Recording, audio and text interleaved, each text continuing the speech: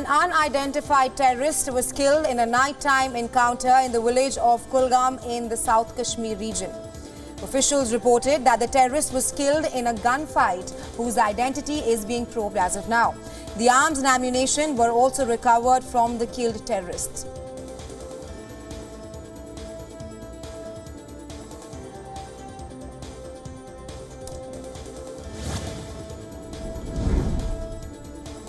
US State Department has called on Pakistan to take steps to permanently disband all terror groups, including Lashkar-e-Toiba, Jaish-e-Mohammed and their various front organizations. This comes after Pakistan summoned US Deputy Ambassador over India and the US calling out Islamabad over its support to terrorism in the joint statement issued last week.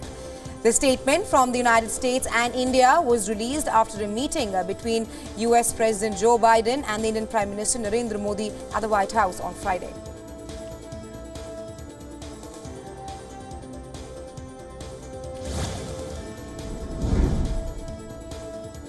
After a weekend of chaos and confusion in Russia, the Russian President Vladimir Putin addressed the nation for the second time.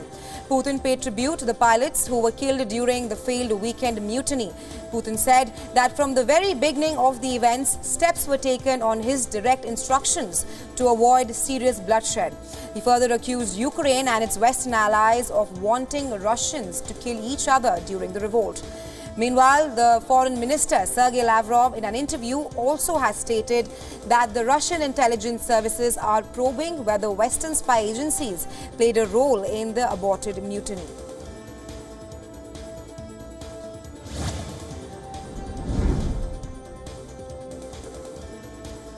After publicly lending support to Prigozhin's operation to capture Moscow, Russia's Storm Z unit has now accused the Wagner chief of running away after striking a deal with Vladimir Putin.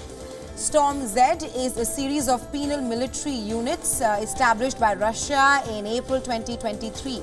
They comprise of Russian convict fighters who have been given an option of deduction in sentence after Prigozhin announced a mutiny marching on to Moscow. Some of the fighters from this unit released a video pledging support.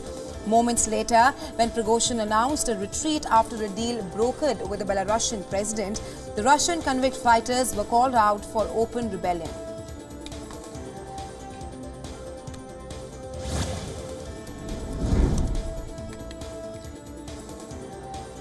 Wagner chief Yevgeny Prigozhin has for the first time released an audio statement since aborting an armed rebellion.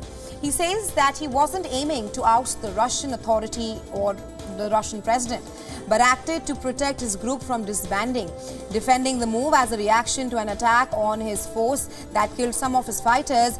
In the 11-minute audio release, Prigozhin said that he started the march because of an injustice, stating that his march on Moscow showed very serious security problems. He recalled how Russian towns greeted his men by waving Russian flags and Wagner symbols, while Belarus president offered ways for Wagner to continue operating legally.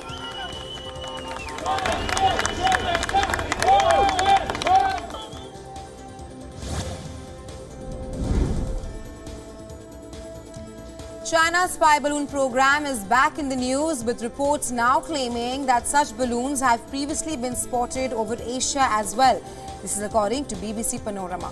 The British media reported new evidence of China's spy balloon program, including flights over Japan and Taiwan, months after the US-China relations were derailed when one such airship was shot down off the US coast.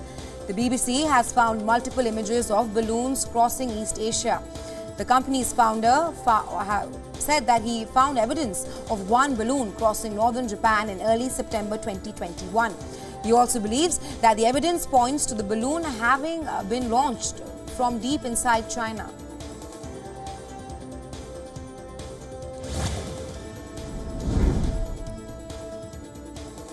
The leader of UK's Labour Party, Keir Starmer, opened the 5th annual India Global Forum UK-India Week 2023 in London.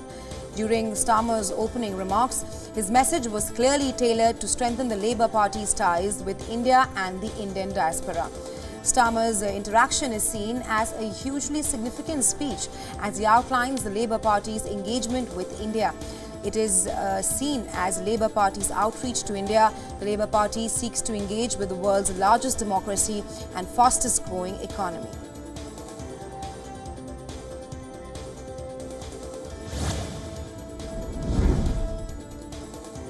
Honduran military began taking control of the country's violent prisons on Monday.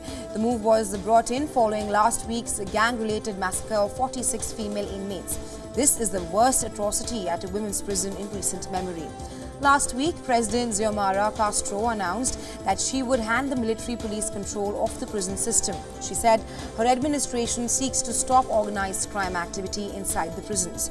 A newly released official videos showed hundreds of shirtless male inmates, many tattooed with their heads shaved, arranged on the floor of the prison.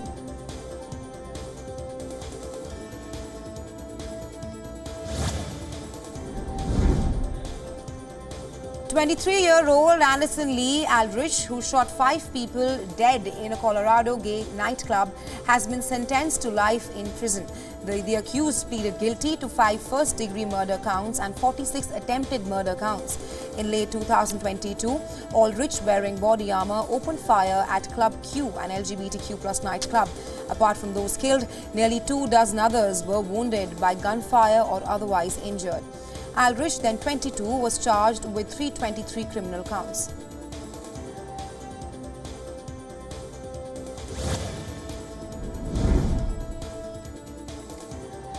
Myanmar took a public approach to show enmity towards narcotics. About $180 million worth of illicit narcotics seized in raids was set ablaze. In a ceremony-like event in Yangon, Myanmar, to mark World Drug Day, the destroyed drugs were seized across the country till May this year. However, the specification of the locations or the list of drugs were not made public.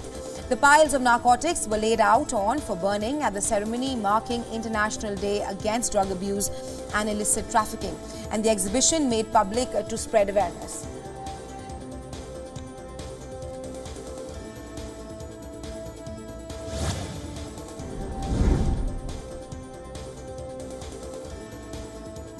Nearly about 2 million Muslims pilgrims officially began the annual Hajj pilgrimage on Monday.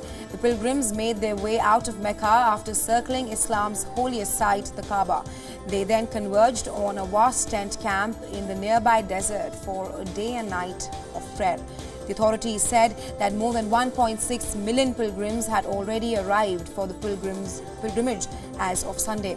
One of the largest religious gatherings in the world returned to full capacity for the first time since the onset of the COVID-19 pandemic 3 years ago.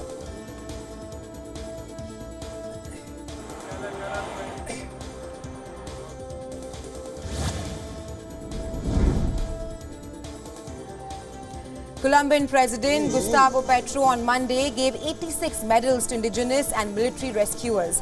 The rescuers worked to find 4 children who survived a plane crash in the country's Amazon. The children, aged between 1 to 13, survived the crash that killed their mother and 2 other adults on board. The indigenous children's knowledge of the jungle and their courage have been lauded by the officials. A military rescue dog, Wilson, went missing himself during the operation and was one of the recipients of the award.